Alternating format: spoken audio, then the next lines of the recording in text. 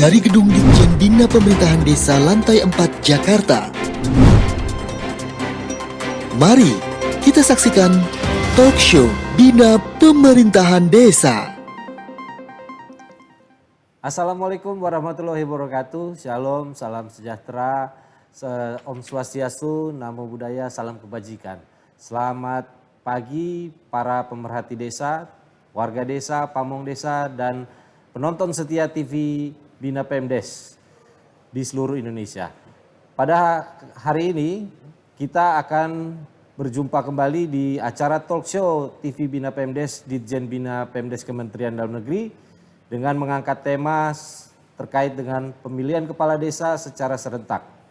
Yang kali ini kita akan ditemani oleh seorang narasumber yaitu Bapak Ahmad Rizky Rifani yang akrab biasa saya panggil dengan Mas Riki. Selamat pagi Mas Riki. Selamat pagi, sehat. Bang Simon. Salam sehat selalu. Semangat selalu. Ya, kami di sini juga mengaturkan selamat menjalankan ibadah puasa di bulan Ramadan yang suci ini. Dan juga tak lupa kami ingin menyampaikan selamat Hari Kartini kepada seluruh ibu-ibu, wanita dan juga perempuan di seluruh Indonesia yang berbahagia. Kiranya pada momen kali ini era kebangkitan Kartini-Kartini muda maupun perempuan-perempuan tangguh semakin bisa mewarnai kehidupan khususnya di desa dengan meningkatkan pembangunan dan juga kesejahteraan masyarakat di desa. Baik, Mas Riki, kali ini kita akan berbicara mengenai pemilihan kepala desa secara serentak yang sudah sejak dahulu kita ketahui semenjak era Undang-Undang 32 tahun 2004, 579 bahkan jauh sebelum itu sudah berjalan pelaksanaan pemilihan kepala desa secara serentak. Maka dapat kita ketahui bahwa sebuah proses pelaksanaan pilkades adalah proses demokrasi yang dapat dipahami sebagai pengakuan keanekaragaman serta sikap partisipatif dari masyarakat dalam bingkai demokrasi yang ada pada tingkat desa. Yang dilaksanakan serentak di tiap kabupaten kota, paling banyak 3 gelombang ya, dalam waktu 6 tahun. Betul itu sekali. Sejak ditetapkannya dalam Undang-Undang 6 tahun 2014. Nah, Mas Riki, bagaimana?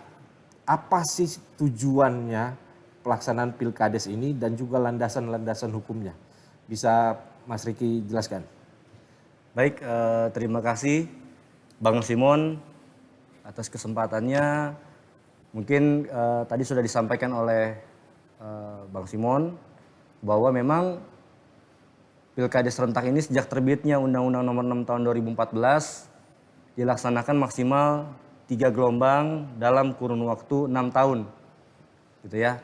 Jadi misalnya satu kabupaten melaksanakan pilkades pertama kali 2017 gitu. Maka sampai 2023 kabupaten tersebut bisa melaksanakan pilkades maksimal 3 gelombang. Nah, mungkin yang menjadi catatan teman-teman pemerhati desa bahwa penetapan waktu ini menjadi domainnya Bupati Wali Kota gitu. Sesuai dengan pasal 32 Permendagri 112 tahun 2014 tentang pilkades. Dan pertimbangannya diatur lebih lanjut di dalam Permendagri 65 pasal 4. Jadi ada 3 pertimbangan Bang Simon Ya. yang menjadi dasar Bupati Wali Kota menetapkan waktu pilkades serentak. Yang pertama adalah berakhirnya masa jabatan kepala desa. Yang kedua adalah kondisi keuangan daerah. Dan yang ketiga adalah ketersediaan PNS menjadi penjabat. Nah, masing-masing ini punya pertimbangan khusus. Contoh misalnya berakhirnya masa jabatan kepala desa. Jadi satu kabupaten tidak bisa dia misalnya ada kepala desa yang dalam 1 tahun 1 gelombang, ada kepala desa yang berakhirnya di Desember.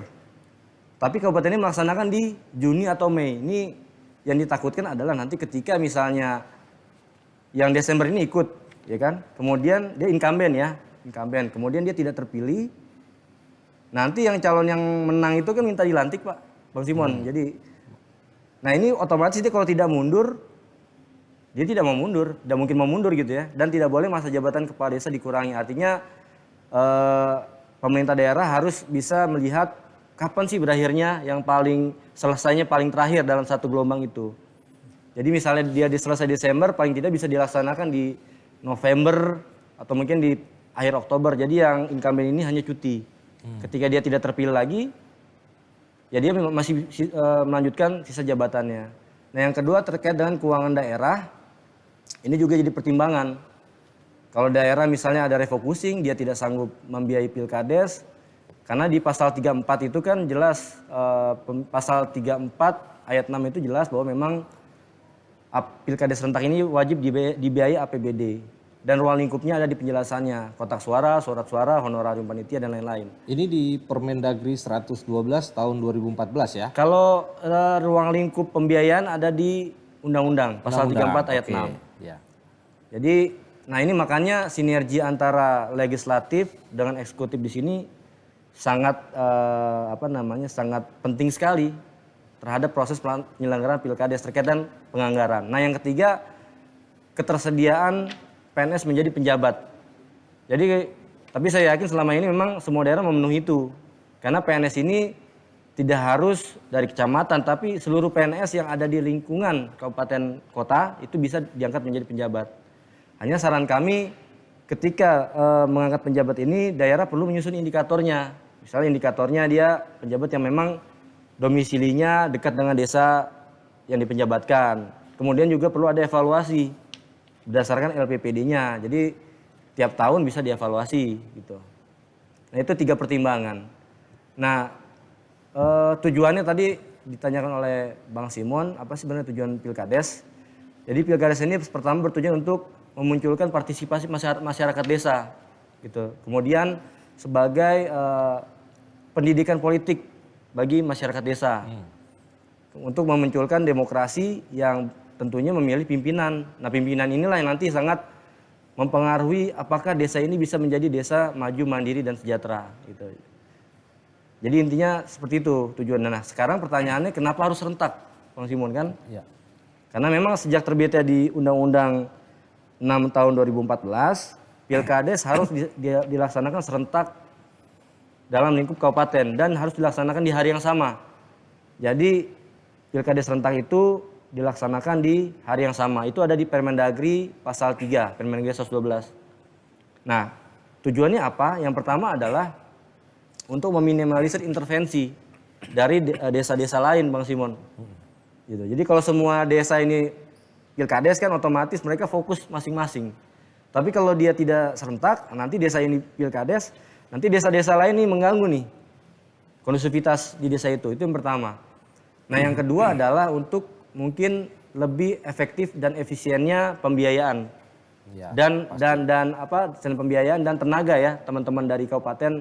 Kalau dia tidak serentak kan dia harus binwas di sini, misalnya desa A. Minggu depan dia binwas lagi dan seterusnya. Nah, ini kan dari sisi waktu dan pembiayaan sangat tidak efektif. Kalau cuman hitungan jari desanya sih mungkin bisa ya, tapi bisa. kalau yang ratusan seperti kayak di Aceh itu kita tahu ada 600, 800 desa. Betul sekali Bang Simon. Jadi kayak di Aceh, di Jawa Timur itu luar biasa. Ya betul. Gitu. Jadi mungkin itu kebijakan umum terkait dengan pilkades serentak. Ya, Mas Riki, berarti akan hampir sama tuh pilkades dengan pilkada sebagai suatu bentuk momen pemilihan yang dimiliki sebagai haknya masyarakat untuk memilih pimpinannya. Berarti hampir-hampir mirip dong dengan pilkada. Meskipun kita ketahui dari struktur unsur pemerintahan yang ada di Indonesia ini, bahwa desa itu adalah satuan wilayah terkecil yang terdepan menghadapi atau melayani masyarakat. Nah, berarti proses pemilihan pimpinan yaitu kepala desa itu aroma atau nuansanya pasti agak berbeda ya dengan pilkada ya, atau pilpres atau pileg ya mungkin. Bisa diceritakan Mas Riki? Ya, benar sekali Bang Simon. Jadi banyak teman-teman daerah yang sering diskusi sama saya ya, menyatakan Pak ini pilkades lebih panas nih Pak daripada pilkada, atau mungkin lebih hangat ya bahasa.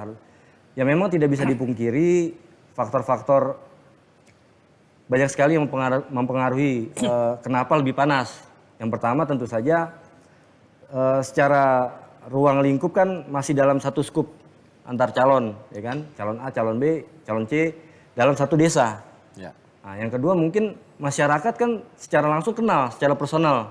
Tapi kalau pilkada mungkin ya tidak kenal langsung Pak, Bang Simon gitu ya. Karena beda Ada beda karena jauh beda, dia di kecamatan mana tinggalnya ya. Tapi kalau ya. desa dia satu skup satu desa, kemudian yang kedua semua elemen di desa ini ikut andil. Seperti BPD, kemudian panli desa yang terdiri dari tokoh masyarakat, perangkat, tokoh LKD dan lain-lain.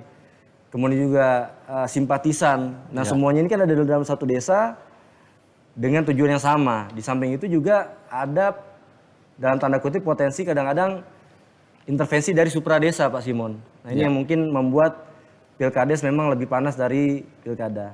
Nah terkait dengan perbedaan antara pilkade dan pilkades, saya bisa jelaskan memang secara ruang lingkup mekanisme sama-sama proses demokrasi, sama-sama proses pemungutan suara, dan sama-sama bertujuan untuk memilih seorang pemimpin, ya kan sama. Tapi secara hierarki antara pilkades dan pilkada tidak ada korelasinya, Pak Simon. Nah yang membedakan yang pertama tentu saja dasar hukum. Dasar hukumnya kalau kita bicara pilkada otomatis undang-undang pemilu dan PKPU dan ini berlaku secara nasional. Tapi kalau kita bicara pilkades, regulasi yang diatur yang pertama adalah Undang-Undang Nomor 6 Tahun 2014 tentang desa. Kemudian turunannya PP 43 tahun 2014 dan PP 47 tahun 2015 diturunkan lagi Permendagri 112 tahun 2014 tentang desa, kemudian diperbaiki dengan Permendagri 65 tahun 2017. Kemudian diperbaiki lagi dari aspek protokol kesehatan dengan Permendagri 72 tahun 2020 ditambah dengan SE Edaran Mendagri terkait dengan pembatasan DPT maksimal 500 per TPS. Nah, ini yang membedakan karakteristik daerah tuh berbeda-beda Bang Simon. Bicara Jawa Timur lah, Sampang dengan Bondowoso itu karakteristik penduduknya berbeda. Nah artinya Permendagri itu ditindaklanjuti secara umum melalui Perda dan secara teknis melalui Perbuk. Ya. Gitu. Jadi memang regulasi berbeda. Nah yang kedua adalah struktur penyelenggaranya Bang Simon. Kalau kita bicara pilkada mungkin ada KPU, KPUD, Bawaslu sebagai aspek pengawas, tapi kalau di tingkat desa, pilkades itu bupati lah sebagai penanggung jawab, kemudian dia membentuk panli kabupaten, panitia tingkat kabupaten yang melaksanakan fungsi binwas, kemudian yang melaksanakan secara teknis adalah panli desa, panitia tingkat desa. Jadi memang tidak ada korelasi antara struktur penyelenggara di pilkades dengan di pilkada ya. Jadi KPU Bawaslu tidak terkait langsung dengan proses pilkades. Kemudian kewenangan, penetapan kewenangan kalau pilkada itu kan ditetapkan bersama antara DPR, pemerintah dan KPU melalui KPU ya. Tapi kalau di mana pilkades serentak ini, bagaimana Undang-Undang Pasal 31 Ayat 2 itu menjadi kewenangan pemerintah daerah. Ya. Jadi melalui bupati yang menetapkan. Kemudian selanjutnya rata-rata DPT nih berbeda sekali Pak. Bang Simon, kalau di pilkades ini maksimal yang saya tahu desa paling banyak itu kemarin saya dapat informasi di Bandung. Itu sampai 40.000 Pak. Kabupaten Bandung Satu desa 40.000 maksimal. Tapi ada juga yang 100, 200 gitu kan. Kemudian kalau pilkada kabupaten itu bisa ratusan ribu sampai jutaan. Dan kalau pilkada provinsi gubernur bisa sampai jutaan, puluhan juta. Artinya dari aspek DPT berbeda. Nah, ini yang satu lagi adalah yang sering menjadi diskusi, kemudian permasalahan, banyak mindset masyarakat, stakeholder, bahkan pelaksana pilkada sendiri di daerah menyamakan pemilih di pilkada dengan pemilih di pilkades itu sama. Jadi dengan KTP saja dia bisa, di hari-hari dengan KTP dia bisa. Ya. Padahal di ketentuan Permendagri 112 pasal 10 itu salah satunya adalah berdomisili minimal 6 bulan di desa, dibuktikan dengan KTP dan surat keterangan penduduk. Nah, kenapa? Filosofinya ada dua, Bang Simon, terkait dengan kenapa harus domisili 6 bulan. Yang pertama adalah 6 bulan waktu yang mungkin disepakati di regulasi ini seseorang pemilih memahami kondisi desa. Jadi misalnya demografi desanya, potensi desanya, karakteristik masyarakatnya sehingga bisa menyesuaikan dengan visi misi kepala desa gitu ya, seorang pemilih. Tapi beda misalnya saya hari ini ada di kampung halaman di Muara Enim ya, kampung halaman kami di Muara Enim, Pilkades misalnya bulan depan misalnya ya. Kemudian saya urus KTP. Nah saya kemudian tetap saya sesuaikan ketentuan Permendagri, saya nggak bisa. Karena saya nggak tahu kondisi di sana sebenarnya seperti apa sih gitu kan. Nah itu filosofi pertama Bang Simon. Filosofi kedua adalah untuk mencegah terjadinya mobilisasi penduduk. Jadi kalau misalnya ada desa yang mungkin penduduknya hanya 300 ya atau 500 lah. Ini kejadian ya di daerah-daerah yang sifatnya urban kayak daerah pabrik, daerah perkebunan, daerah-daerah transmigrasi gitu kan. Penduduknya tidak terlalu signifikan. Nah di sini kalau ada oknum misalnya pengusaha, dia pengen jadi kepala desa. Secara finansial dia baik ya, secara finansial. Dia bisa saja dalam tanda kutip melakukan hal yang dilarang, membayar seseorang untuk pindah ke desa itu. Hanya pindah KTP saja. Ya. Nah sekarang pindah KTP kan tidak terlalu sulit Bang Simon. Nah kalau itu terjadi kan demokrasi juga bermasalah nanti di desa. Makanya di sini dikunci di Permendagri harus 6 bulan tinggal di desa itu. Nah makanya saran kami kepada pemerintah daerah untuk disampaikan kepada panli desa supaya ketika menetapkan DPS, DP4 ya DPS, itu kalau perlu tempelkan saja regulasi yang mengatur tentang hal tersebut.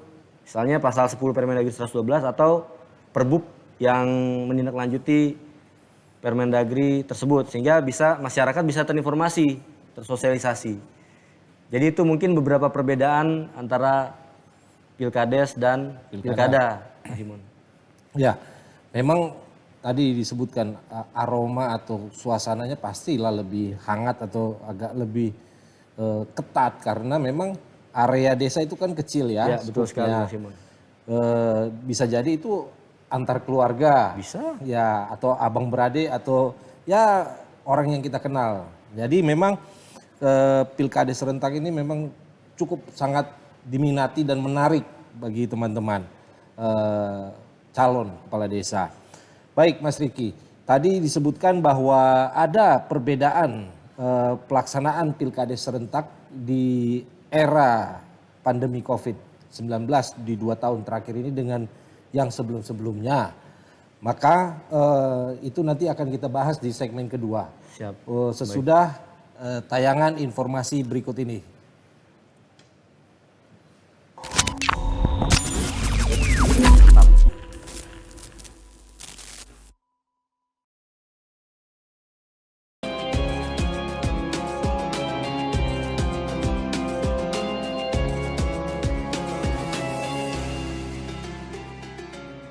Bismillahirrahmanirrahim. Assalamualaikum warahmatullahi wabarakatuh. Menyambut bulan yang penuh berkah ini, mari kita isi dengan memperbanyak ibadah dan meningkatkan ketakwaan kita pada Allah Subhanahu wa Ta'ala. Dalam suasana COVID ini, mari kita tetap mentaati protokol kesehatan dengan menjaga jarak, mencuci tangan, dan memakai masker. Dengan ikhtiar tersebut, kita berharap kepada Allah Subhanahu wa Ta'ala agar kita selalu terlindungi dari virus COVID-19. Kami atas nama keluarga dan jajaran Direktorat Jenderal Bina Pemerintahan Desa Kementerian Dalam Negeri mengucapkan Marhaban ya Ramadan, selamat menunaikan ibadah puasa di bulan suci Ramadan 1442 Hijriah. Wassalamualaikum warahmatullahi wabarakatuh. Tak kenal maka tak kebal. Pagi, Pak. Oh, siapa kamu? Virus, Pak. Bawa apa kamu? Ini Penyakit. Nah, kamu virus, bukan virus. Untung si bos sudah divaksinasi. Jadi saya bisa kenal sama kamu. Bener nggak bos? Ya benar. Vaksinasi melatih tubuh untuk kenal, lawan, dan kebal dari penyebab penyakit seperti virus atau bakteri. Sebelum digunakan, vaksin seperti vaksin COVID-19 akan diuji klinik, dipastikan keamanan, khasiat dan mutunya oleh Badan POM dan para ahli. Tetap memakai masker, menjaga jarak, mencuci tangan secara rutin. Ingat, siap divaksinasi saat vaksin siap. Tarik sis, mongko. Vaksinasi dan protokol kesehatan. Lindungi diri, lindungi negeri.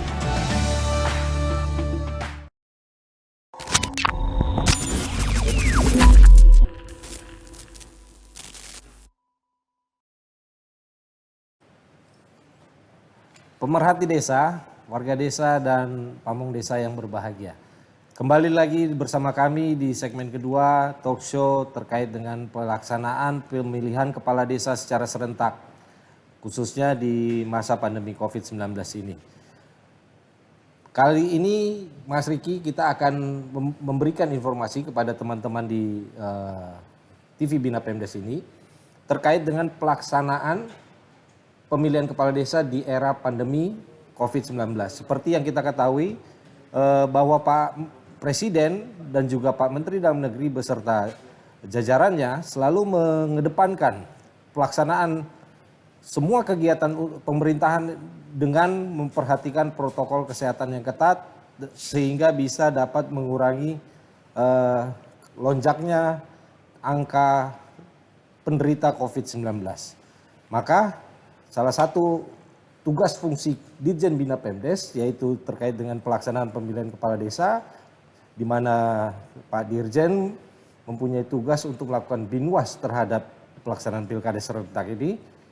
Apa kira-kira Pak Mas Riki langkah-langkah kita Ditjen Bina Pemdes Kemendagri untuk melaksanakan Permendagri 72 tahun 2020 sebagai perubahan kedua Permendagri 112. Silakan Mas Riki. Baik, terima kasih Pak Simon. Mungkin saya ingin flashback dulu ke belakang ya. Jadi kalau memang terkait dengan pandemi COVID ini menjadi perhatian utama Bapak Menteri Dalam Negeri dan Ditjen Bina Pemdes sebagai Kementerian Dalam Negeri sebagai pembina utama pemerintah desa tentunya harus mengantisipasi. Ya. Nah, langkah itu diawali pada tanggal 23 Maret 2020. Jadi Pak Menteri mengeluarkan surat sifatnya penundaan, saran tapi waktu itu karena memang kami waktu itu belum melihat COVID ternyata semasif sekarang.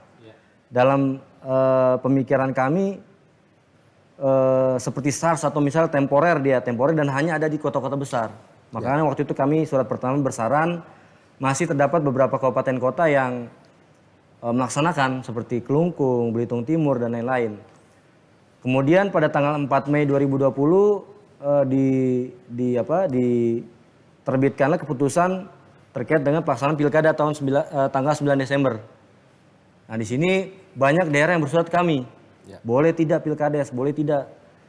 Kami buat lahan kepada pimpinan pada saat itu, dibahas bersama di tingkat pimpinan, akhirnya disepakati tanggal 10 Agustus bahwa seluruh kabupaten kota tidak boleh melaksanakan pilkada serentak sampai dengan pelaksanaan pemungutan suara pilkada serentak tanggal 9 Desember. Ada beberapa pertimbangan. Yang pertama adalah pilkada adalah program strategis nasional sesuai dengan RKP 18 tahun 2019 di lampiran ke-8 itu kalau tidak salah. Dan di Undang-Undang 23 tahun 2014 salah satu kewajiban dari kepala daerah adalah mendukung program strategis nasional. Nah, ini jadi pertimbangan pertama, makanya kami surati daerah. Nah, yang kedua adalah kita belum punya pedoman Bang Simon. Waktu itu ya? Iya, belum ada pedoman dan Pak Menteri tidak mau pemerintah daerah autopilot. Ya. Autopilot.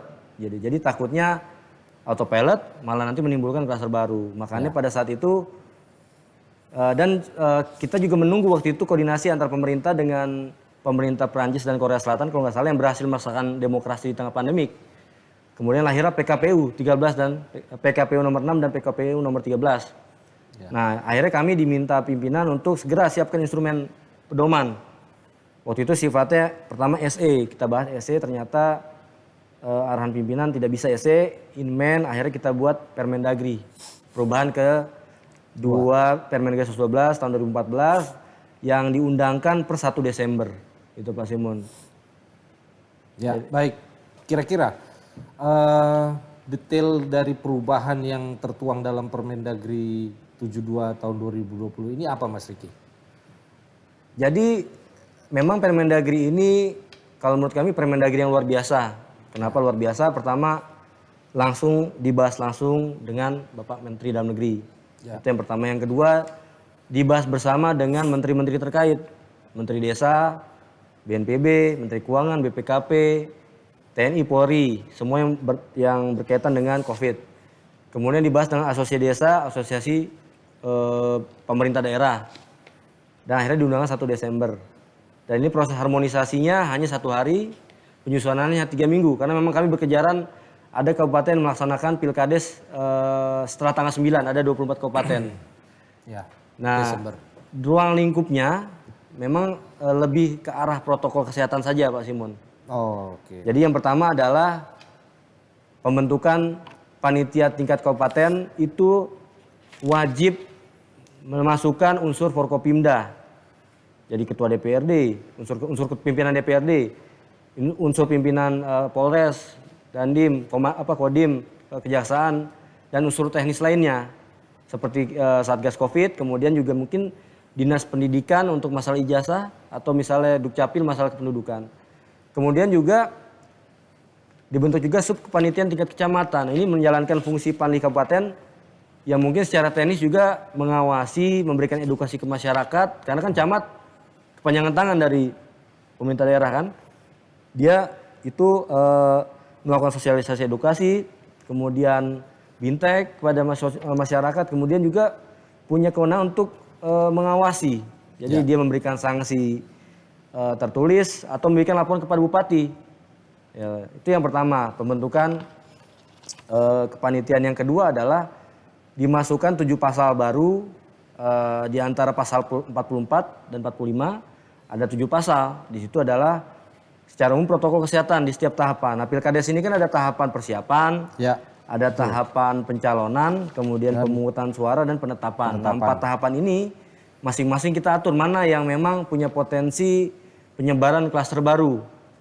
Ya misalnya 1, di saat persiapan itu kan ada pembentukan panli kabupaten, panli desa oleh BPD. Nah ini harapan kami tidak ada kerumunan, artinya kita batasi yang hadir. Kemudian pada saat pencalonan kan ada pengambilan nomor urut, Bang Simon. Nah ini juga kita atur siapa yang hadir, berapa orang, jadi tidak boleh ada kerumunan, ya? ada pembatasan di situ. Dan secara umum kita atur tata cara protokol kesehatan, misalnya wajib pakai masker, kemudian harus jaga jarak, tidak boleh bersalaman. Kemudian juga bahkan kita atur ruang untuk daerah di pasal 44A huruf K. Itu silakan yang belum diatur di dalam Permendagri 72 silakan diatur lebih lanjut oleh daerah yang ditetapkan melalui keputusan bupati. Jadi ya karena memang waktu itu kan kita bekerjaan. Kalau harus perbub repot daerah yang 24 kabupaten itu Pak Simon. Ya. Nah makanya keputusan bupati. Jadi contoh misalnya bagaimana sih kalau misalnya ada pemilih yang suhunya 37,3. Nah, apakah ada bilik khusus? Silakan diatur. Atau dia pulang dulu, diberikan obat penurun panas, kemudian di akhir waktu dia hadir lagi ke TPS, gitu kan? Atau bagaimana misalnya ada pemilih yang ternyata isolasi mandiri, terpapar. Nah itu harus tetap punya hak pilih. Nah bagaimana caranya silakan diatur oleh daerah. Contoh misalnya kemarin Kabupaten Boyolali menyediakan ambulan 1 desa. Atau Kabupaten Sumedang kemarin mengantarkan dengan memakai APD. Silakan saja teman-teman di daerah untuk mengatur gitu ya.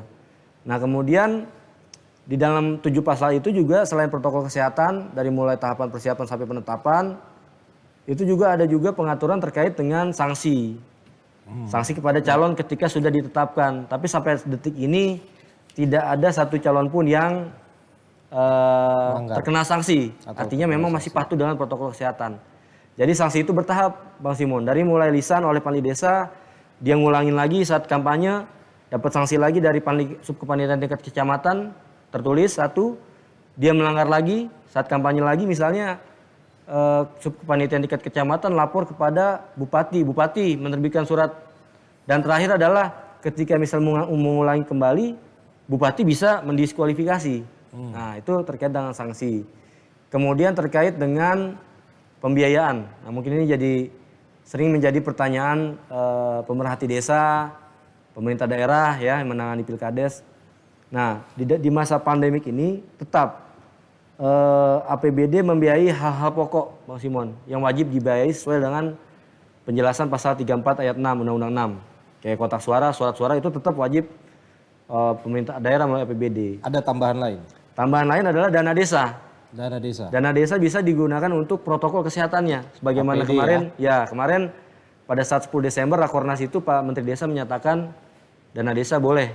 Dan Boleh kemarin dipakai. kami bersurat ke Menteri Desa, akhirnya direspon dengan Menteri Desa bahwasannya memang dana desa boleh ditegaskan oleh Bapak Berapa Menteri Desa. banyak? Ada batasan kah?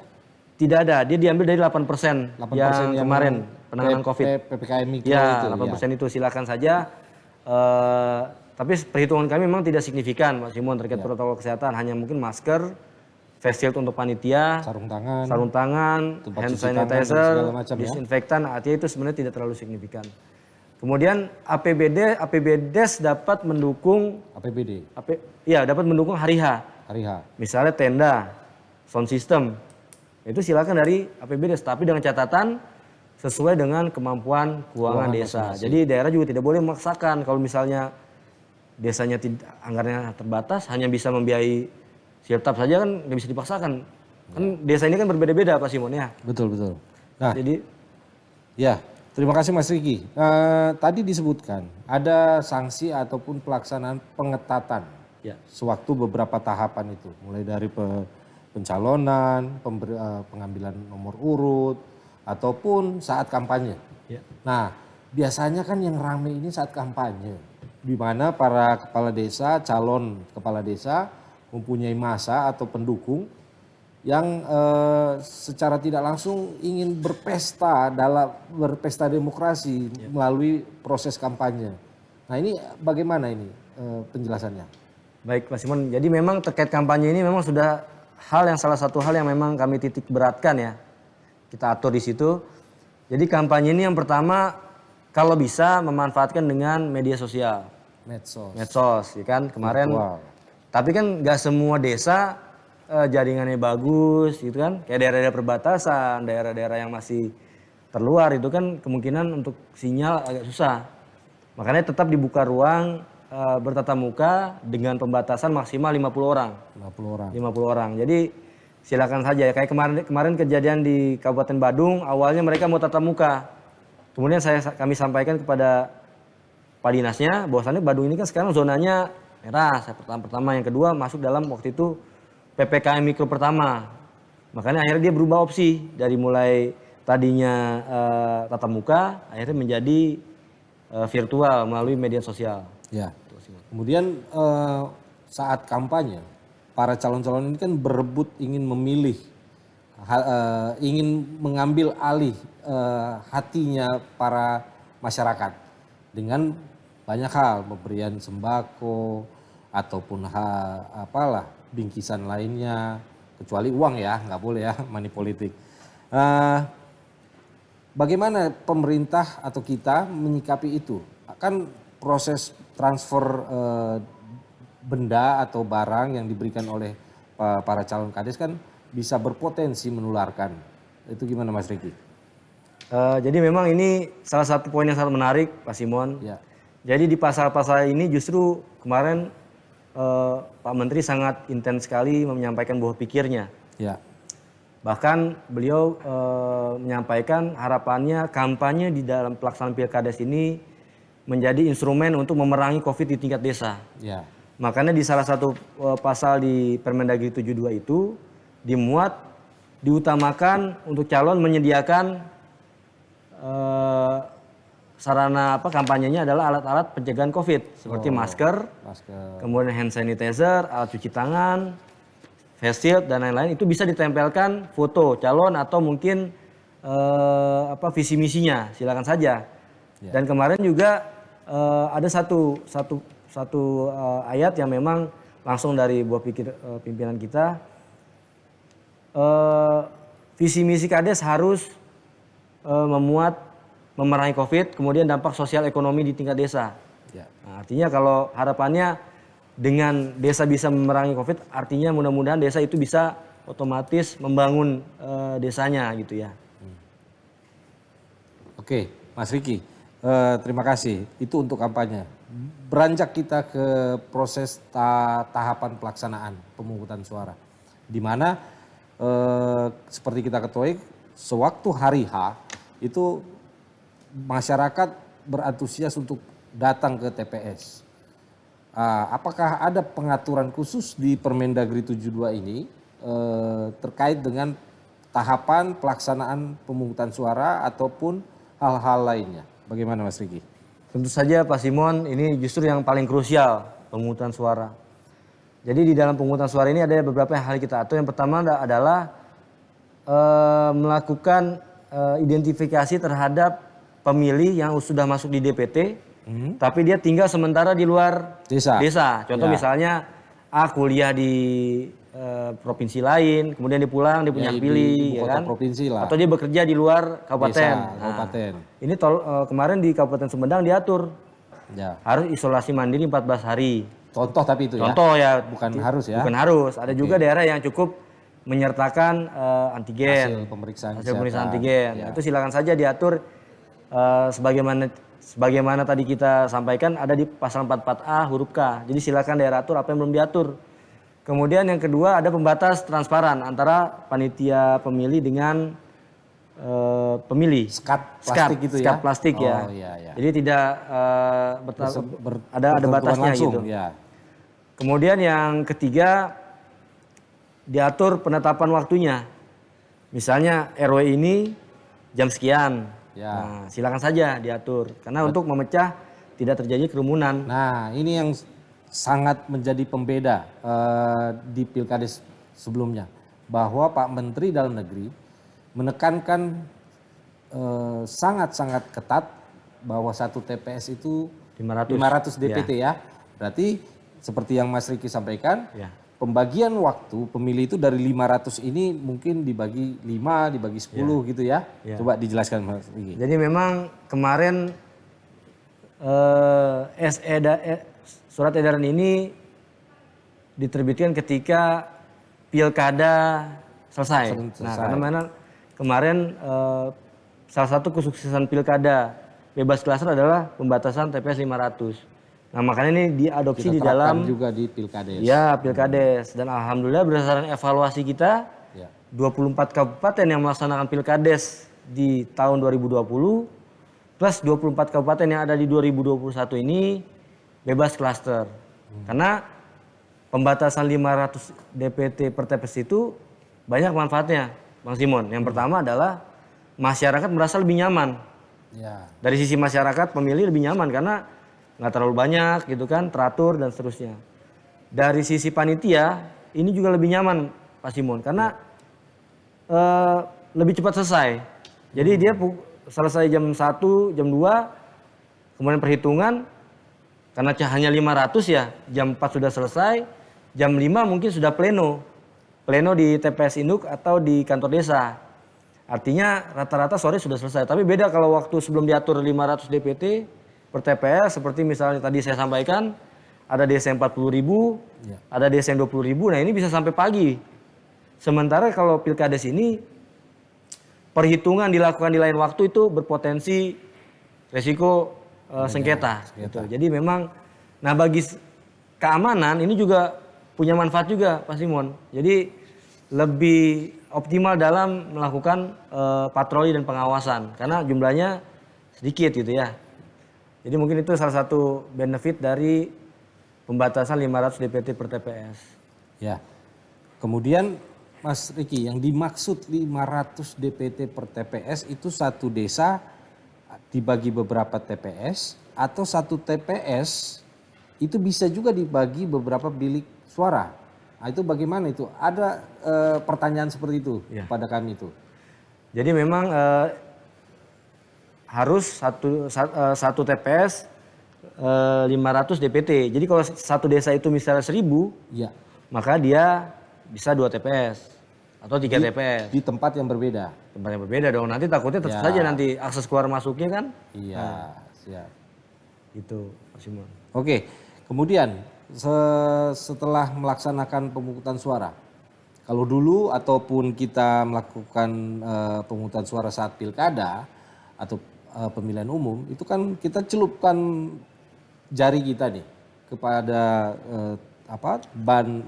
bak tinta atau di kotak tinta. Nah ini di pilkades sepertinya beda ya? Beda. Jadi kalau pilkades dia pakai tinta tetes, Oh, Mas Simon. ditetes. Jadi itu mencegah terjadi sentuhan. Sentuhan. Jadi kalau misalnya ban tadi kan atau dicelupkan dia campur dengan tangan yang lain. Kita nggak tahu tangannya apakah Bersih atau tidak. Tapi kalau tetes kan dia tidak bersentuhan langsung, artinya aman. Oke. Nah kemudian Mas Riki, dokumen-dokumen lain itu memang harus dibungkus rapi atau di steril kan ya untuk menghindari COVID. Nah untuk dokumen-dokumen yang nanti menjadi laporan ke tingkat supradesa lebih tinggi, itu apakah prosesnya sama juga seperti itu? Dilindungi dengan plastik atau lain-lain?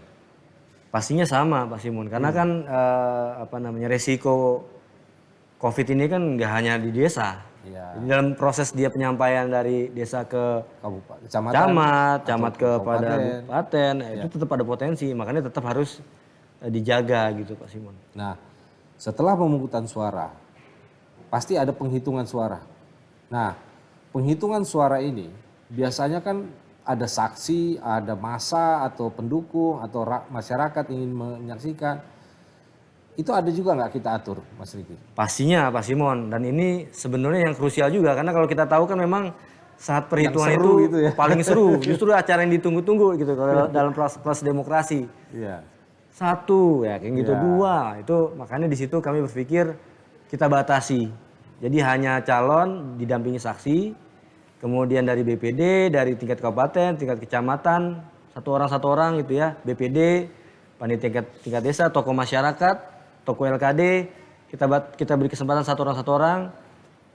Nah yang tidak hadir dapat dituangkan di berita acara. Jadi kalau kepala desa tidak hadir pada saat perhitungan, karena kan TPS ini kan banyak, dengan pemecahan 500 DPT per TPS ini, otomatis nggak mungkin kepala desa ada di semua tempat. Nah makanya ketika ada yang tidak bisa hadir, maka cukup dituangkan di dalam berita acara.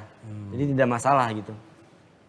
Oke, setelah pemungutan suara, kemudian penghitungan, ada terkait dengan sudah ada pemenang. Berarti ada pelantikan, penetapan dan pelantikan. Itu apakah dilakukan seperti biasa, seperti sebelum era pandemi COVID, Mas Riki?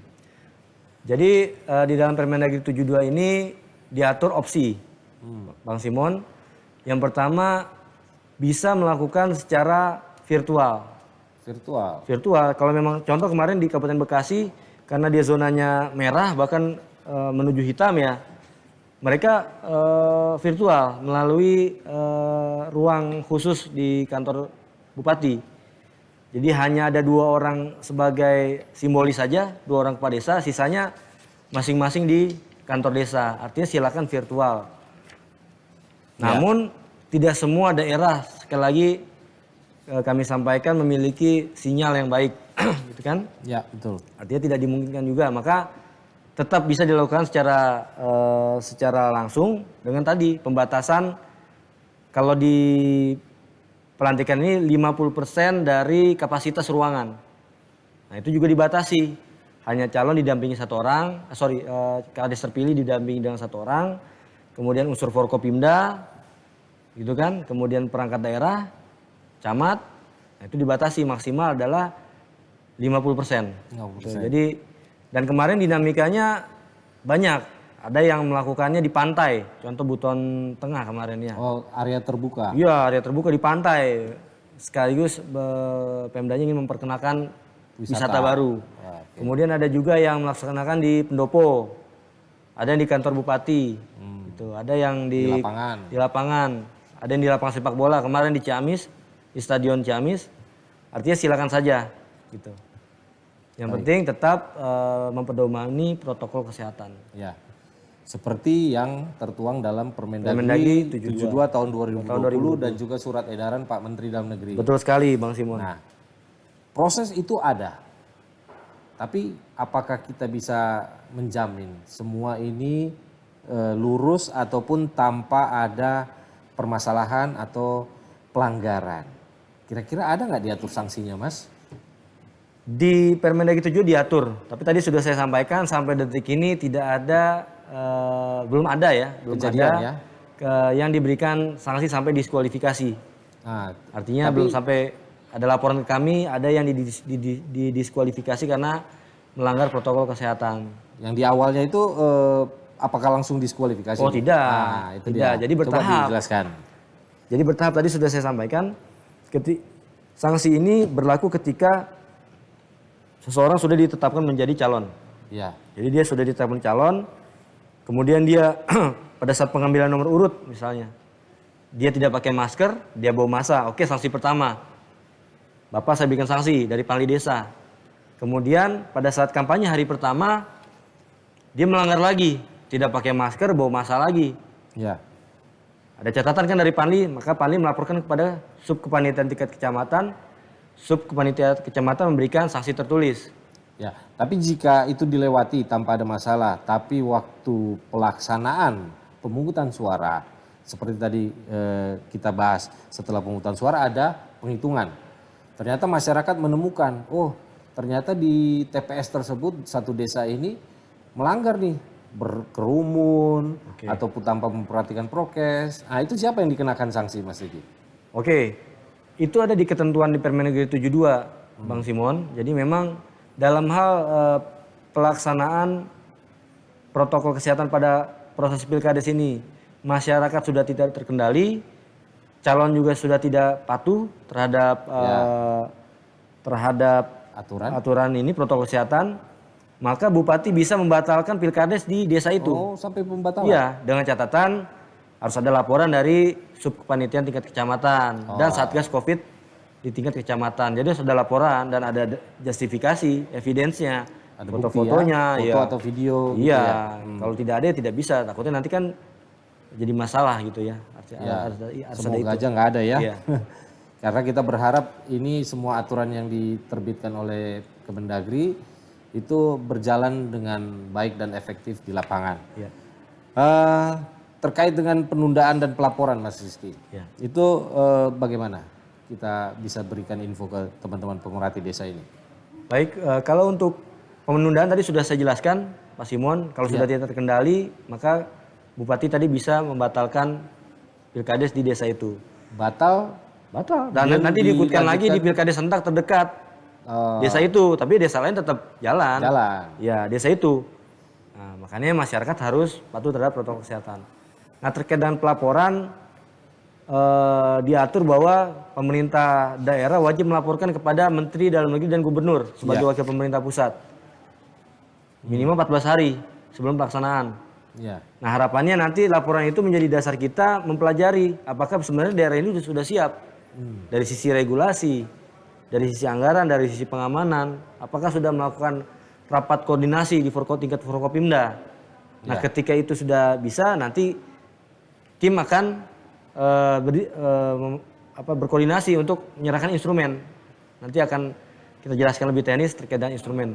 Oh, berarti memang ada tim yang turun. Iya, untuk nanti akan ada melakukan tim. pemantauan atau pengawasan, pembinaan ya. Baik, pemerhati desa, kita sudah mendapatkan penjelasan yang cukup detail terkait dengan pelaksanaan pemilihan kepala desa secara serentak di masa pandemi COVID-19 ini. Sebelum kita masuk ke segmen berikutnya, kami ingin mengingatkan dan juga meminta komentar teman-teman pemerhati desa di link channel YouTube kita ini dan juga memberikan like and subscribe, juga men-share kepada teman-teman pemerhati desa atau warga desa lainnya. Baik, sebelum kita lanjut, silakan melihat informasi berikut ini.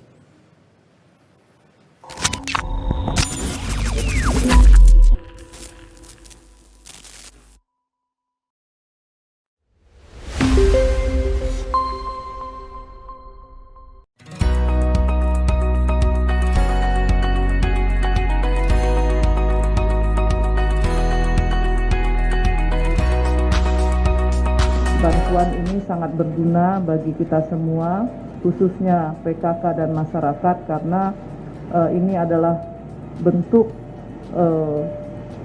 sumbangsih kita kepada masyarakat agar bisa terus melaksanakan kampanye pemutusan rantai penularan COVID-19. Saya tahu bahwa Yayasan Hope Indonesia adalah yayasan yang luar biasa besarnya, tidak hanya di Indonesia saja tapi juga mencakup internasional, di mana kegiatan-kegiatan sosialnya sudah banyak membantu masyarakat. Kami akan sangat berbahagia bisa apabila kelak bisa bekerja sama untuk sama-sama mewujudkan tujuan negara kita menjadi negara yang sejahtera. Nah, kenapa kita mati-matian untuk mengendalikan COVID? Menolkan COVID susah, tapi mengendalikan artinya apa? Ada 4 kriteria pengendalian. 1, angka positifnya turun. Kemudian yang kedua, kesembuhannya meningkat. Angka kematian turun dan kesediaan rumah sakit untuk pasien COVID itu di bawah 50%. Sehingga mereka dirawat dengan baik. Itu indikator kita bisa mengendalikan. Pengendalian COVID ini sangat penting dalam rangka untuk memulai pemulihan ekonomi. Jangan berharap ekonomi akan pulih ketika COVID tidak pernah bisa kita kendalikan.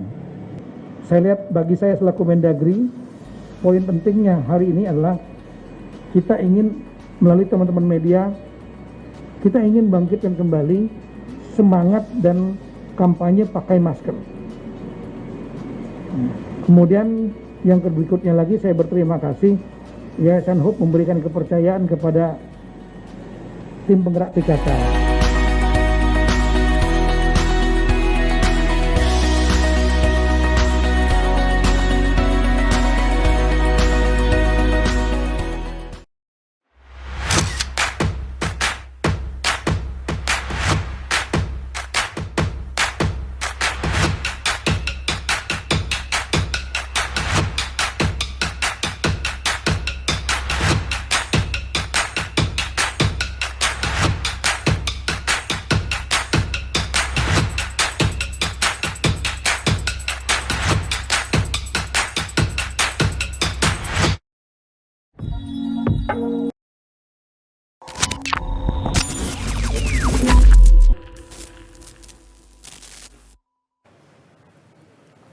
Pemerhati desa yang berbahagia, kembali lagi di talkshow Bina Pemdes Kementerian Dalam Negeri. Kita masih mengulas seputar Pilkades serentak di masa pandemi COVID-19. Mas Riki, tadi kita sudah berbicara bahwa pelaksanaan Pilkades serentak ini diiringi dengan penerapan peraturan protokol kesehatan yang ketat. Bahwa di 2020 tadi Mas Riki sudah menceritakan ada sekitar 24 kabupaten ya, 24 kabupaten yang melaksanakan Pilkades setelah pelaksanaan Pilkada dengan total 12.196 desa atau 1.296 desa melaksanakan. Nah, evaluasi apa yang sudah kita dapatkan terhadap pelaksanaan Pilkades tersebut?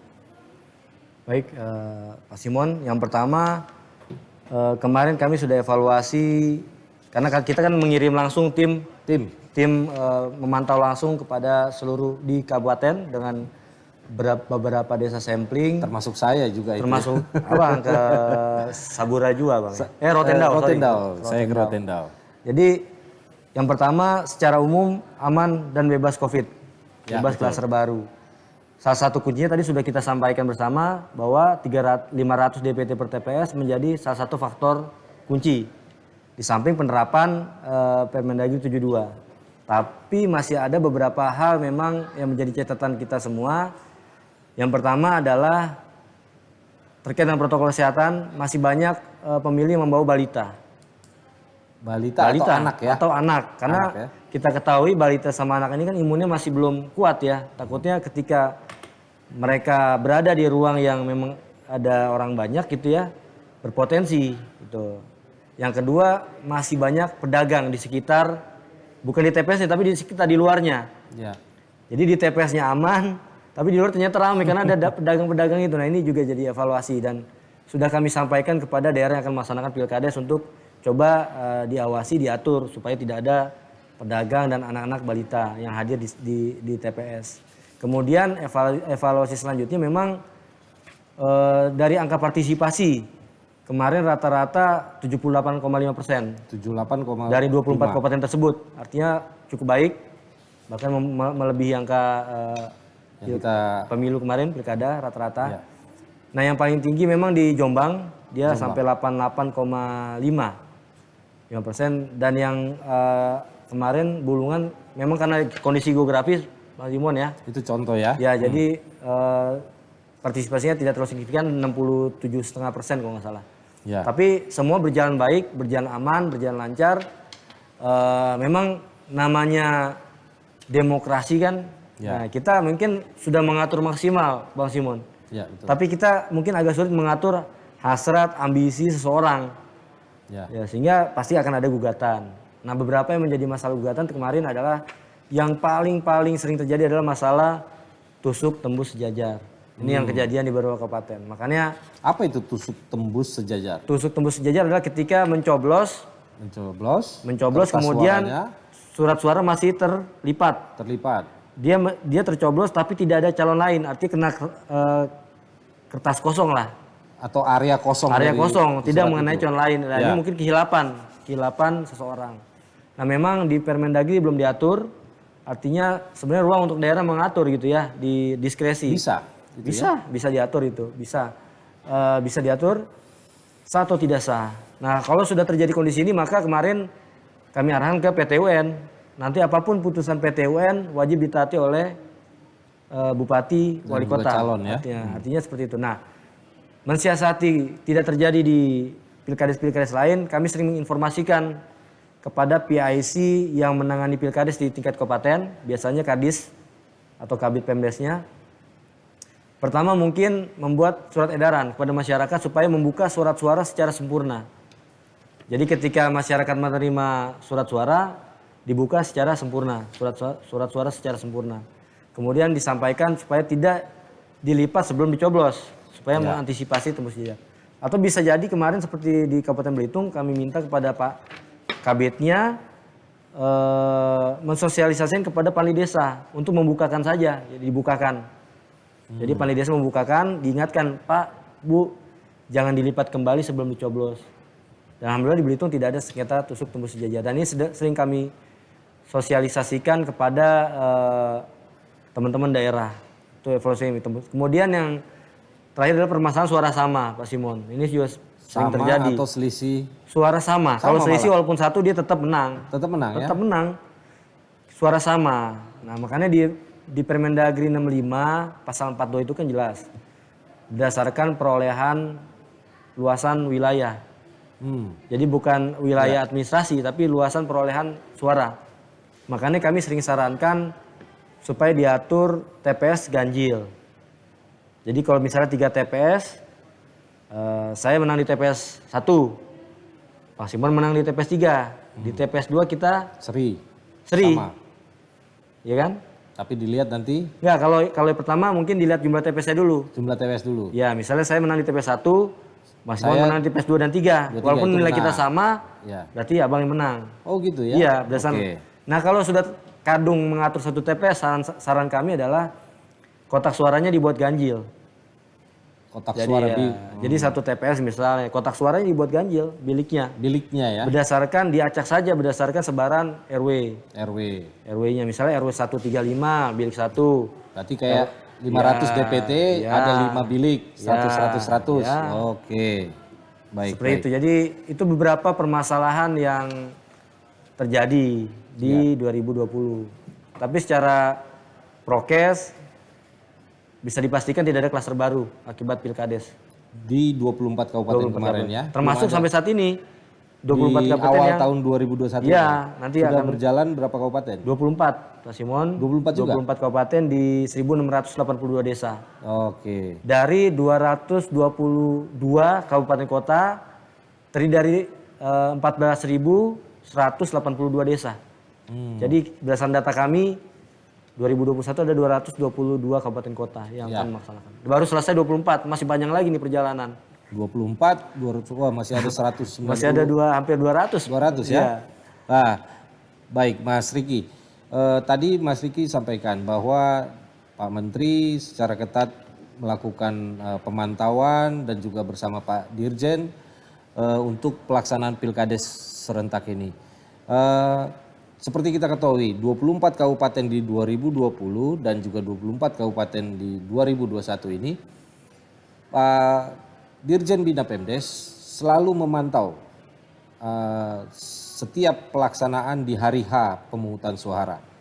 Kira-kira bisa Mas Riki ceritakan alur dari rencana tindak lanjut pelaksanaan pemantauan Pilkades di tahun 2021 ini? Baik, secara mekanisme hampir sama yang kita lakukan di 2021 dengan 2020. Ya. Artinya diawali webinar secara nasional kemarin oleh Pak Dirjen di awal tahun di Januari. Seluruh kabupaten berdasarkan data kami sudah menyampaikan, kita undang, kita sampaikan. Kemudian kita akan menugaskan tim untuk berkoordinasi dengan pemerintah daerah. Seperti tahun lalu kan sudah disusun instrumen, Pak Simon. Instrumen terdiri dari 4 instrumen untuk kepala daerah, Forkopimda, untuk Panli Kabupaten, untuk Panli Desa, dan masyarakatnya. Jadi ketika instrumen ini sudah terpenuhi, nanti kita akan berikan rekomendasi dari Pak Menteri sama Pak Dirjen ya, Pak Dirjen sama Pak Menteri memberikan rekomendasi kepada daerah untuk silakan laksanakan. Nah kalau sudah ada rekomendasi artinya kita bersama-sama punya tanggung jawab agar protokol kesehatan di dalam Pilkades di kabupaten tersebut berjalan aman gitu. Berarti berangkat dari kita memantau secara instrumen, dokumen yang diisi oleh teman-teman kabupaten ataupun masyarakat di desa, dari situ kita memberikan rekomendasi atau izin bahwa Pilkades ini boleh atau tidak diteruskan. Gitu ya Mas Riki. Selanjutnya setelah itu apa lagi? Jadi rekomendasi itu memang kita melihat apakah regulasinya sudah sesuai dengan Permendagri 72. Kemudian apakah sudah terbentuk Panli di tingkat kabupaten meliputi unsur pimpinan Forkopimda. Kemudian juga apakah sudah melibatkan kecamatan Forkopimcam. Nah, ketika itu sudah siap semua, ya Pak Dirjen atas Pak Menteri mengeluarkan rekomendasi dan silakan nanti daerah melakukan Pilkades serentak. Nah kami nanti akan mengirim tim mendatangi sampling, desa sampling. Kemudian kita akan webinar, Pak Dirjen beraudiensi dengan Bupati dan jajaran Forkopimda ditindaklanjuti dengan tim kita di lapangan. Memantau, melihat, memastikan apakah memang di TPS itu sudah sesuai dengan Permendagri 72 tahun 2020. Jadi kita lihat nanti mekanismenya, siklusnya, tata letaknya sudah sesuai. Ketika sudah sesuai sampai perhitungan, maka nanti hasil webinar itu bersama laporan tertulis dari Pak Dirjen ke Pak Menteri dilaporkan ke Pak Menteri langsung hari itu juga. Dan alhamdulillah kemarin diapresiasi oleh Bapak Menteri Dalam Negeri bahwasannya yang 2020 bagus. Dan sampai saat ini yang 2021 pun selalu didisposisi dengan beliau. Ucapan terima kasih terhadap tim dari Dirjen Bina Pemdes. Untuk yang memantau untuk seluruh tim, baik Pak Dirjen, baik tim yang ada di pusat, yang di Des Pilkades maupun yang di lapangan. Ya, mudah-mudahan ini bisa terus kita lakukan untuk yang di masa pandemik ini gitu ya, Pak Simon. Ya. Nah, dari pelaksanaan 48 lah ya total, di luar itu ada nggak sih desa, kabupaten yang melakukan mundur atau penjadwalan ulang? Karena beberapa hal, bisa diceritakan Mas Riki? Ada beberapa kabupaten termasuk yang di awal Bekasi. SE terbit tanggal 10 Desember. Tadinya awal 13. Nah, karena mungkin terkait dengan penyesuaian DPT agak sulit, maka Bekasi waktu itu diundur ke 20 Desember, mundur 1 minggu. Begitu juga dengan kemarin di Merangin, tadinya juga di pertengahan diundur menjadi di akhir Desember tanggal 29 kalau nggak salah. Jadi memang permasalahan yang pertama adalah kesiapan saja sih waktu itu yang 2020 karena kan perubahan 500 DPT itu kan mendadak. Ya. Tapi alhamdulillah semua patuh, semua menjalankan mekanisme dengan baik dan kami semua mengapresiasi terhadap 24 kabupaten tersebut. Nah, untuk 2021 sampai saat ini 222 ya. 222 ada beberapa kabupaten yang rencananya memang kemarin kayak Banjar itu menunda karena ada bencana banjir. Oh, oke ya. Dia menunda. Kemudian juga beberapa daerah karena regulasinya belum tersusun. Seperti Tanah Datar kemarin juga menunda. Dan juga mungkin beberapa daerah karena adanya refocusing anggaran biasanya. Refokusi APBD. Jadi terkait dengan penambahan TPS, personil dan segala iya, macam ya. walaupun mereka sebenarnya sudah menganggarkan, tapi ketika ada refocusing, pemotongan APBD, mereka agak sulit gitu. Nah itu juga bisa silakan sebagaimana pasal 4 Permendagri 65 bahwa kondisi keuangan daerah menjadi salah satu pertimbangan. Jadi kalau daerah tidak bisa memenuhi itu ya jangan dipaksakan. Oh gitu ya? Ya karena kan keselamatan masyarakat hukum tertinggi, Bang Simon. Ya. Undang-Undang Dasar alinea ketiga. Betul. Negara wajib melindungi segenap bangsa Indonesia dan seluruh tumpah darah Indonesia. Artinya memang ya sudah nggak apa-apa ditunda, dipenjabatkan kembali gitu. Ya. Atau mungkin ada subsidi silang dari kuota anggaran yang di lainnya untuk mendukung pilkades kan bisa juga. Nah makanya itu tadi kan saya sampaikan bahwa kunci suksesnya adalah sinergi Forkopimda khususnya antara eksekutif dan legislatif. Kan fungsi anggaran ada di legislatif, Simon ya. Artinya itu. Jadi ketika ada support ya misalnya di APBD perubahan. Gitu. Seperti itu. Jadi mungkin bisa sebenarnya. Baik. Mas Riki, mencermati pelaksanaan pilkades serentak di masa pandemi COVID-19 ini banyak dinamika permasalahannya ya. Kita ulas di segmen berikutnya untuk kita bisa mendapatkan informasi terkait dengan persiapan maupun hal-hal lainnya yang dibutuhkan oleh teman-teman kabupaten maupun teman-teman desa atau calon kepala desa untuk mempersiapkan pelaksanaan pilkades secara serentak. Kita kembali berikut setelah informasi berikut.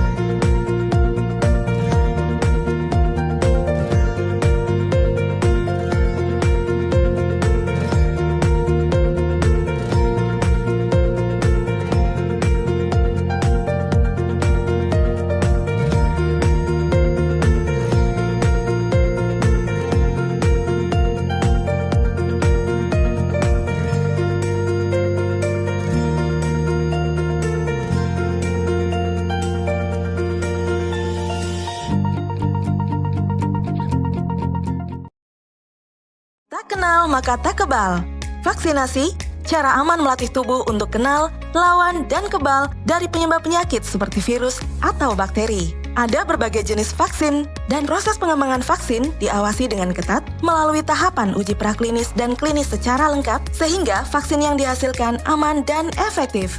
Setelah vaksin masuk ke dalam tubuh dapat membentuk sel memori untuk mengenali virus, dan menghasilkan antibodi untuk melawan virus. Selain itu, tubuh dapat mengingat dan melawan jika terpapar virus yang sama. Vaksinasi tak hanya lindungi diri sendiri, tapi juga bisa cegah penyebaran dan penularan virus jika mayoritas masyarakat sudah divaksinasi. Sehingga dapat melindungi mereka yang belum bisa divaksinasi, seperti bayi, anak-anak, lansia, atau orang dengan penyakit tertentu. Pandemi bisa berakhir jika rantai penularan bisa diputus dengan melakukan vaksinasi dan protokol kesehatan. Vaksinasi, lindungi diri, lindungi negeri.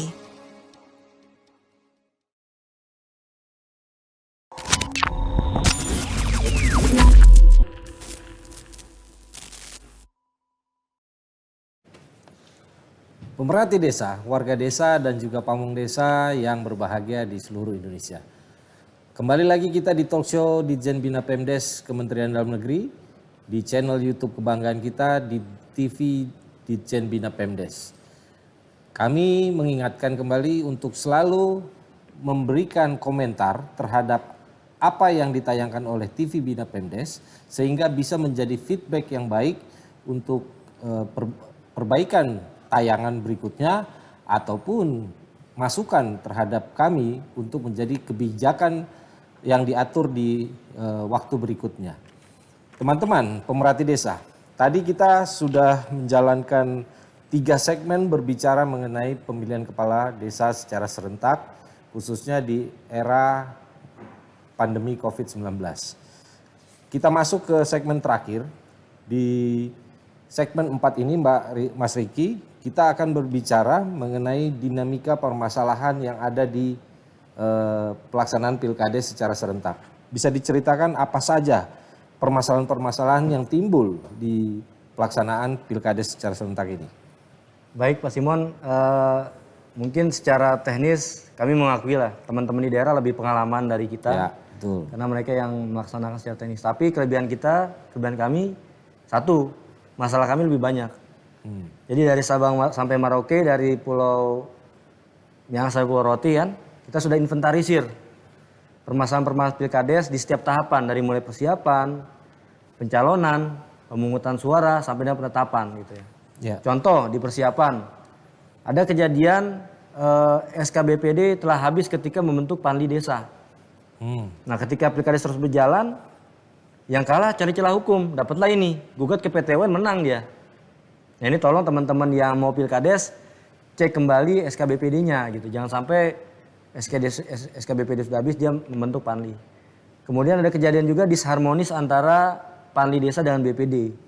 Jadi ada permasalahan personal nih, BPD-nya membubarkan Panli Desa dan Pilkadesnya besok. Jadi besok Pilkades, hari ini Panli Desa dibubarkan oleh BPD. Nah ini jangan sampai kejadian gitu.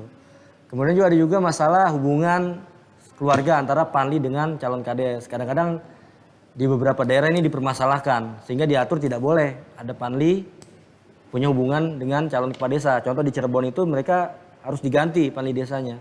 Ya silakan saja di daerah diatur. Kemudian di tahapan pencalonan juga banyak hal permasalahan yang terjadi.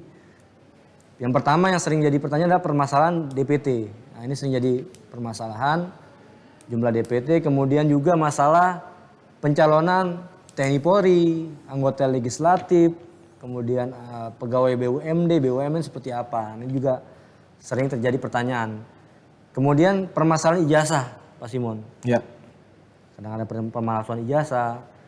Kemudian bagaimana periodisasi jabatan kaitannya dengan calon dari luar desa. Nah, ini juga sering jadi masalah gitu ya. Calon dari luar desa jadi masalah. Kemudian juga ada calon yang melamar lebih dari satu desa, Bang Simon. Jadi ada kayak pengadaan ya. Jadi di desa di kabupaten ini kan ada. Dia melamar di semua desa. Yang resikonya ketika dia terpilih di 2 desa, pasti kan desa yang satu batal. Karena dia harus memilih salah satu kalau dia menang ya. Padahal ada syarat minimal 2 ya. Kalau syarat ya minimal 2 maksimal 5. Maksud saya calon ini melamar di beberapa desa. Ya, sebelum menjadi calon ya. Ya, dan dia terpilih menjadi calon di 2 desa. Di 2 desa, satu desanya ini ada 2 calon, hanya ada 2. Ya. Dia dan si yang satunya. Nah, di desa lain dia juga sama, 2 juga. Dia menang di 2 desa. Untuk menjadi calon. Untuk menjadi kepala desa dong. Loh, emang boleh? Ya, 2 calon kan saat ini belum diatur. Boleh, selama dia memenuhi syarat boleh. Nah makanya kami minta kepada daerah, kan ada syarat tambahan di undang-undang. Jadi syarat lain diatur melalui peraturan daerah. Ya tolong diatur, calon tidak boleh melamar lebih dari 1 desa di saat yang bersamaan. Itu. Dan masih banyak permasalahan lain di saat pencalonan itu. Ada juga calon yang jadi minimal 2. Perpanjangan itu kan 9 hari sampai 20 hari. Jadi 9 hari kalau masih dia cuma 1 orang, perpanjang 20 hari. Untuk mencari. Ada kejadian. Di hari ke-19 ternyata 1 orang meninggal. Meninggal dunia. Di antara 2 calon ini? Ya. otomatis kan pilkadesnya batal, Pak. Karena Bang cuma Simon. satu kan? Karena harus Nggak satu. boleh. Nah ini kami selalu infokan kepada teman-teman daerah, tolong sosialisasikan ke masyarakat supaya calon kalau bisa jangan 2. Ini juga kejadian juga di beberapa daerah kemarin, bahkan calon yang masih hidup itu datang ke kita minta tolong diperpanjang. Nah kan perpanjang untuk nambah lagi satu menambah pendaftaran. Iya. Pendaftaran. Nah kalau kita buka kan melanggar ketentuan PP itu kalau nggak salah. Jadi itu jadi masalah. Nah kemudian permasalahan di saat pemungutan suara dan perhitungan suara. Sebelum masuk ke pemungutan dan penghitungan suara Mas Vicky, saya masih ada ganjelan ini. Bahwa saya sebagai seorang masyarakat mempunyai hak mencalonkan, tapi saya boleh mencalonkan di beberapa desa yang akan pilkades serentak. Boleh itu ya? Boleh Pak Simon, selama memenuhi syarat. Oke. Selama memenuhi syarat, boleh saja. Nah makanya ini juga menjadi muatan yang nanti mungkin jadi muatan substansi Perubahan kita atur kebijakan. saat perubahan Permendagri. Jadi tidak boleh ada calon yang boleh melamar lebih dari satu desa. Karena potensinya di situ dia nanti. Ya, situ memang menjadi masalah. Nanti saya berkampanye di sini, menang, di sini menang. Apalagi secara finansial misalnya Kuat. bagus ya, bisa jadi kan gitu. Ya. Nah, kemudian tadi ada disebutkan bahwa pencalonan itu kan bebas ya, masyarakat. TNI, Polri boleh ya? TNI Polri sekarang kita atur daerah, kita beri kesempatan. Ya. Kalau di Undang-Undang TNI Polri, mereka mundur ketika memperoleh jabatan sipil. Artinya ketika mereka terpilih menjadi kades, mereka bisa mundur. Mundur, sebagai TNI Polri mundur. Oke. Jadi mereka sudah tidak boleh menjadi TNI Polri. Nah biasanya rata-rata yang mau pensiun, Bang Simon. 1 tahun, 2 tahun mau pensiun, mereka mencalonkan diri. Berarti boleh ya? Boleh. Kalau kita belum mengatur. Belum mengatur. Tapi daerah silakan saja. Misalnya mengacu ke undang-undang, jadi hanya mempersyaratkan surat pernyataan bersedia mengundurkan diri dalam hal dia terpilih menjadi kepala desa. Ya. Gitu. Tapi ini juga jadi muatan yang akan nanti kita atur di revisi Permendagri selanjutnya. Ya. Nah, Mas Riki, kemarin tuh kita pernah berdiskusi nih, ada masalah sedikit terkait dengan pencalonan. Sekretaris desa mencalonkan sebagai calon kades dan juga beberapa perangkatnya mencalonkan. Nah, berarti kan terjadi kekosongan tuh. Itu mereka harus mundur dari perangkat atau enggak itu ya? Kalau perangkat desa sesuai ketentuan cuti. Ketika cuti dia diisi oleh perangkat lain. Oke. Gitu.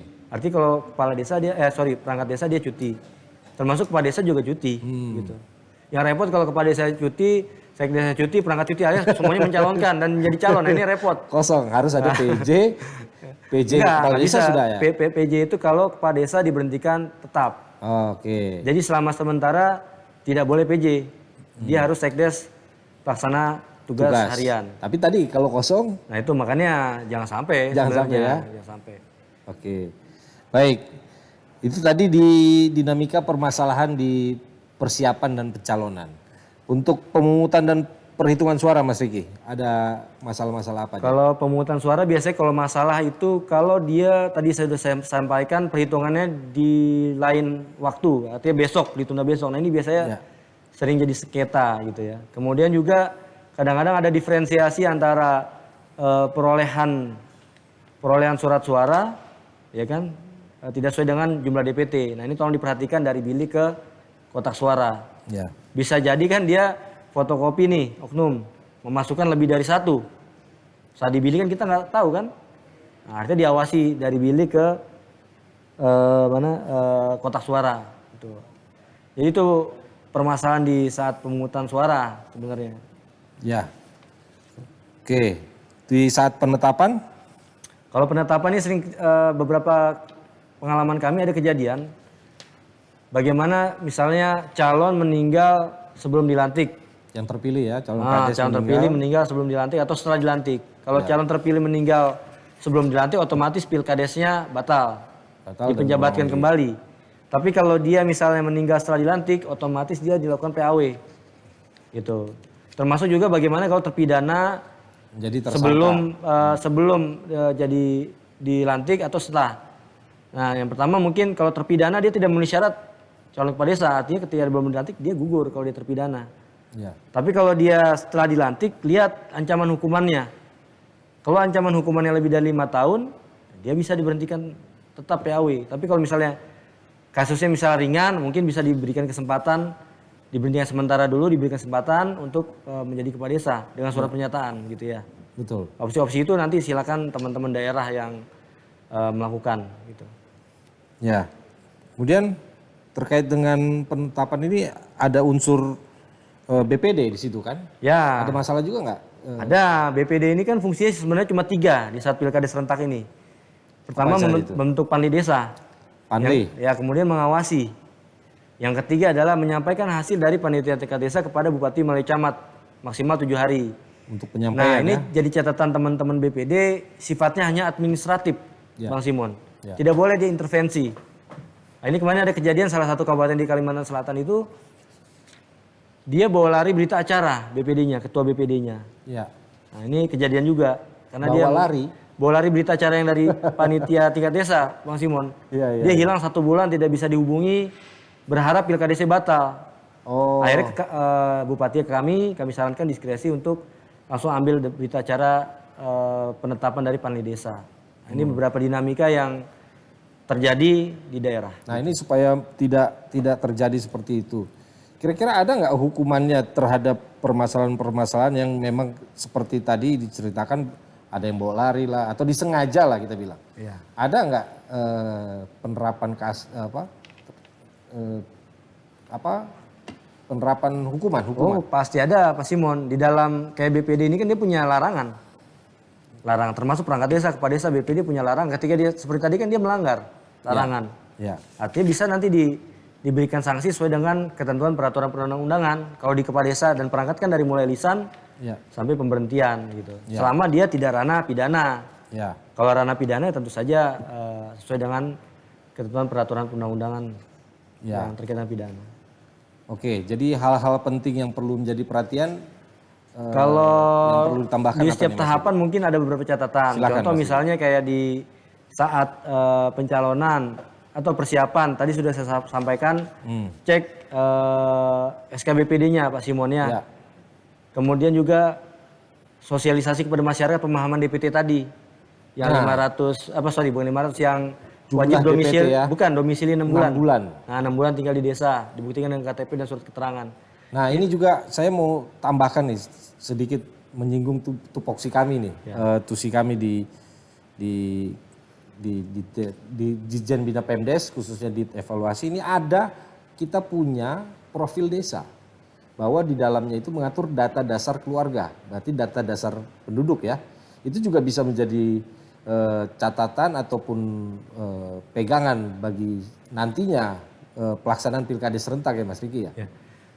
Itu sebenarnya bisa juga jadi dasar, tapi memang mungkin saya tadi lupa sampaikan di 2021 ini ada beberapa kebijakan di Bina Pemdes, Pak Simon.